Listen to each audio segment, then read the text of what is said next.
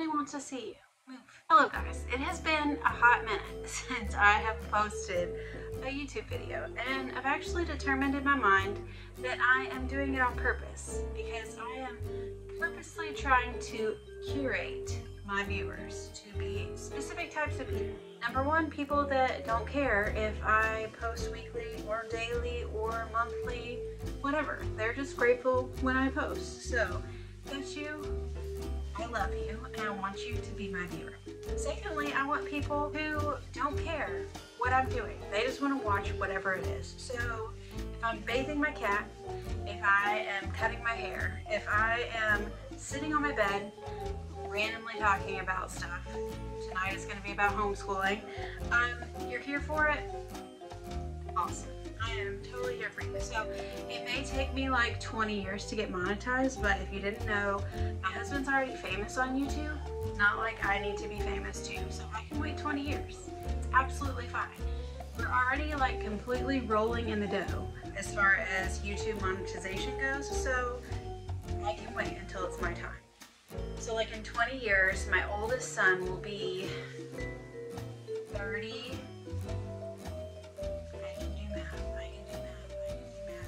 20 plus, he's going to be 13 in October, so we'll just go ahead and say 13. So 20 plus 13, he'll be 33. 33. 20 plus 13, yes, he'll be 33. My youngest girl will be 20. So in 20 years, I will probably not have any kids in the house anymore. So what a perfect time to like make it big on YouTube with 1,000 subscribers. I can wait that long. However, I will be 56. I will be ancient. Now, don't be offended by that. If you're 56, I do not think you're ancient. However, picturing myself at 56, it's a pretty rough thought, to be honest with you. Like I said, if you are one of those two viewers, I absolutely adore you, and I hope to curate 1,000 more of you. No, only 800. I only need 800 more of you in the next 20 years, and I will die a very happy person. But I'm sitting on my bed, joined by my cat, of course, and a pile of laundry that is actually clean at the moment. I have not folded it yet, and it will end up on my floor before I go to bed because I don't feel like folding it tonight, and if you know, you know. So let's take a moment and honor this clothing for the hard work that it went through of getting washed and sitting on my bed all day and then being thrown on the floor. So let's just take a moment of silence. Okay, we're done. Now, why I have you here is because I just want to talk about homeschooling for a minute. I have been homeschooling since sometime prior to today, and we're starting next week. So it has given me a lot of time this week to kind of reflect on what has worked as far as our homeschooling goes. If I'm going to be honest with you, it's been on life support, honestly. If you're a mom, or you know any moms, or you know how motherhood works, it's this thing called seasons. So you have seasons of motherhood where you are absolutely rocking homeschool. Like you have a schedule, you have organization, you have the curriculum that you're using, and everything is going great. And then you get pregnant. Then you have a newborn. Then you hit the first trimester of morning sickness. That was in the wrong order. You get pregnant, you hit the trimester of morning sickness, then you hit the trimester of pure exhaustion, and then you birth the baby, and then you have the baby. And for those first like 6 months, you are just in total survival mode. So if there is any homeschooling going on, it is the homeschool of you learn that if mom needs a nap, you leave mom alone. That's what you learn in those seasons as a homeschool kid. So I have been in that season intermittently for the past, how How old is my oldest? He's gonna be 13. It's motherhood is seasons, and you make it work, okay? This is me giving you permission. If you are a mother, girl, be fluid, okay? Be as moldy as something super moldy, because, okay, not moldy, but something super moldable, okay? We're going for moldable, and we're not going for moldy. You have permission to change your schedule, to manage your time in this season differently than you did in the season prior. And that could go from a week to week kind of basis as a mother. So be fluid, okay?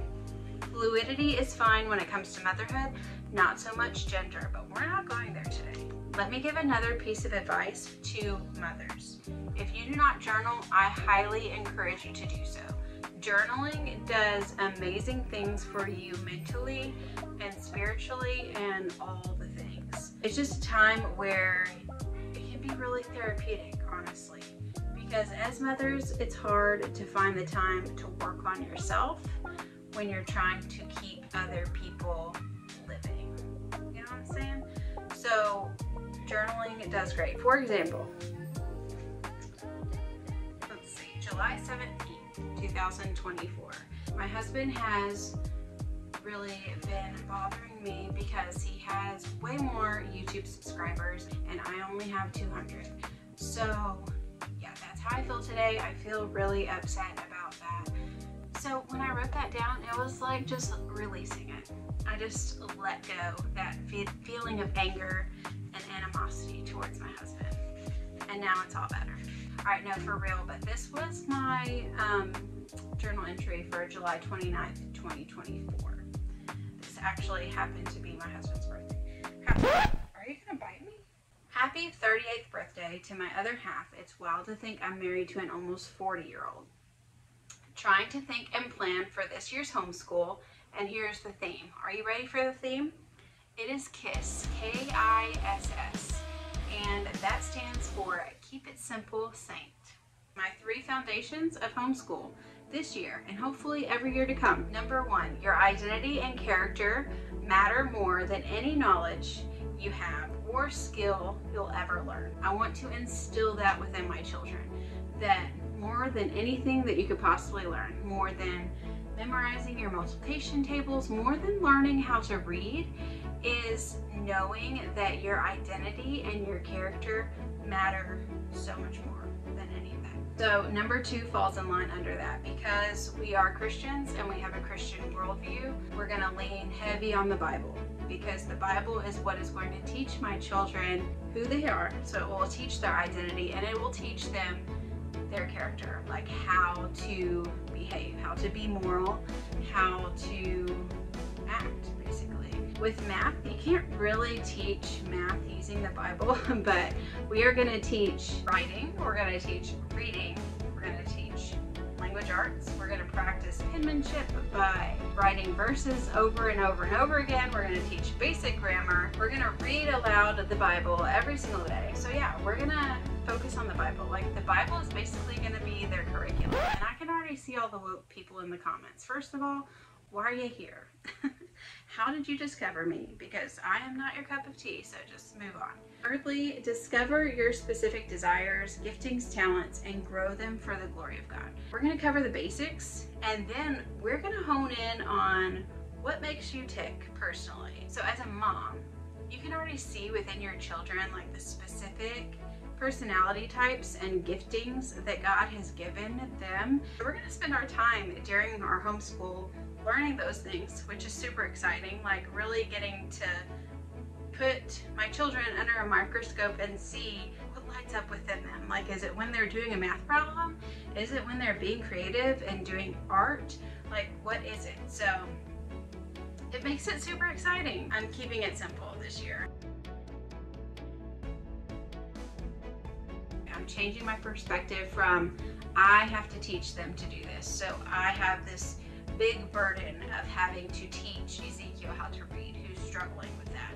Instead, I'm shifting my perspective to I have the burden to provide the tools and create environment for the Lord to do the work in Ezekiel's brain. So instead of me thinking, I have to teach Ezekiel how to read, it changes to, I have to provide the tools and a good learning environment for the Lord to do the work within Ezekiel. And just that perspective shift makes a huge difference, because I feel like the burden is lifted off of me to have to do the thing. Instead, I just need to provide an environment where the Lord can come and do the work.